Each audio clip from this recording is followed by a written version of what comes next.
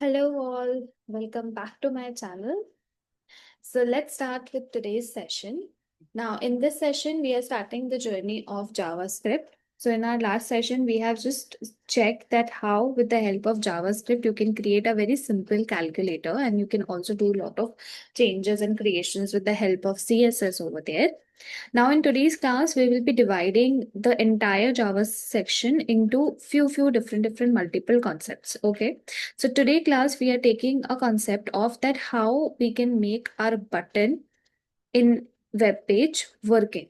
Okay, like for example, if I have a button and if I click on that button, how that button can trigger any action. That we will be doing with the JavaScript coding. So first I will start my code in HTML. So I hope till now you know how to write the HTML syntax. So if you are doing it with me, please complete it beforehand.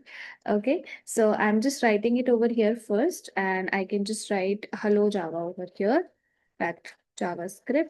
So over here, I just write the title, and yes, because I am going to use the main.js and style.css as well, the different files. For that, I will be linking these two connections. To link my CSS file, I have to use the code which is link rel style sheet, and then I will be writing over here the reference attribute, which is going to be style.css. That's how my HTML and CSS would be linked. And to link my JS with the HTML, I have to write a script tag. Along with, I have to write the source from which I want to connect it. And that is going to be my main.js. Now the basic part is ready. Now I will start with the body. Now, as we are doing with a basic concept, so I'm not keeping a lot of things inside the body. Just few things. For example, I will write a h2 tag in which I will write let's say hello JavaScript.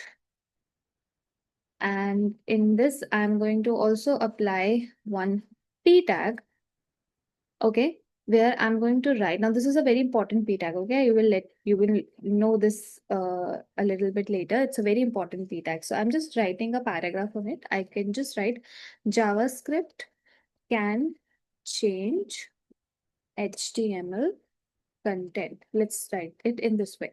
Okay. Now I want to make a button for my web page. So for this, I will be writing it as a button.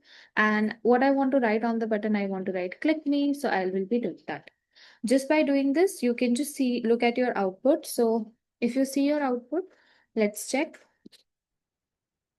So you can see I have a heading of hello script. This is what JavaScript can change HTML content and a button. You must be thinking how it is looking like this. So yes, let me show you the CSS code, which I've already done it before because we are focusing on main.js today. So I'm not going to discuss the main CSS codes, but yes, you can just see it over here. And if you have any question related to CSS, please do let me know. But this is the code which I have performed for my HTML file. Now I will be quickly moving towards my JS. Now just see over here, what I want is like what exactly the output I want is that when I click on this button, right, this button will trigger the action of this paragraph. And let's say this paragraph will be changing to hello world. Okay, that means I have to focus on this button and this paragraph. How to do that?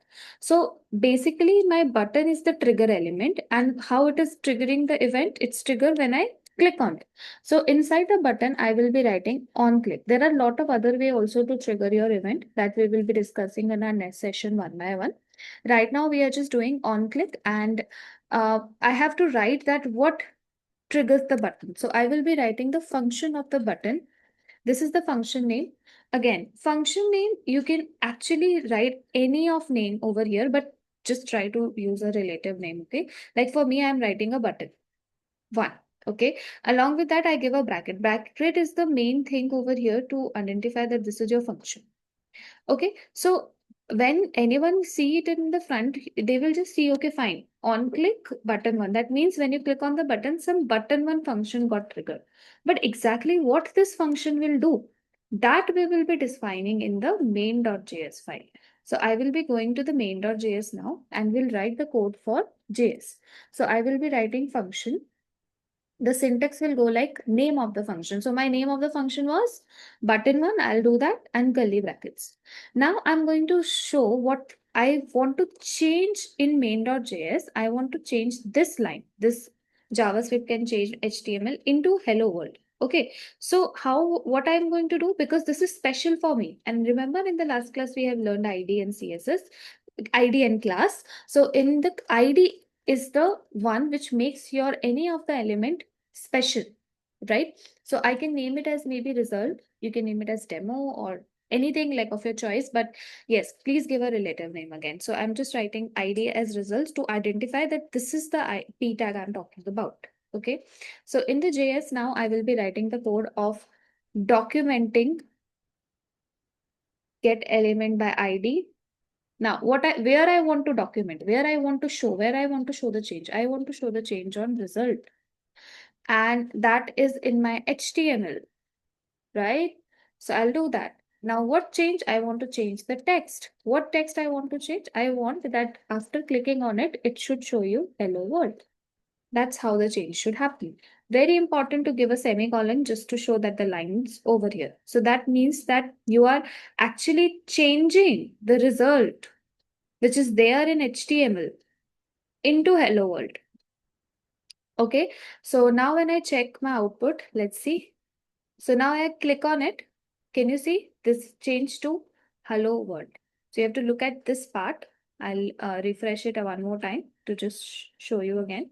So right now it's written JavaScript can change HTML. Now when I click on the button, it changed to hello world, right? So clicking is the thing which is doing the thing for you, right? So that's how I have created a very simple function for JavaScript coding. Also this HTML button functions, everything is being mentioned over here. So do let me know if you have any question related to this, and if you have any other doubts, you can just write down in the comment section. I can answer it over there. And if you want some more web pages to be created, you can give me the ideas in the comment section. Okay, so till now this is much, and in the next class we will be coming with more such videos because we will be completing now the JavaScript series. So stay tuned. Please subscribe to my channel. See you all in the next one. Thank you.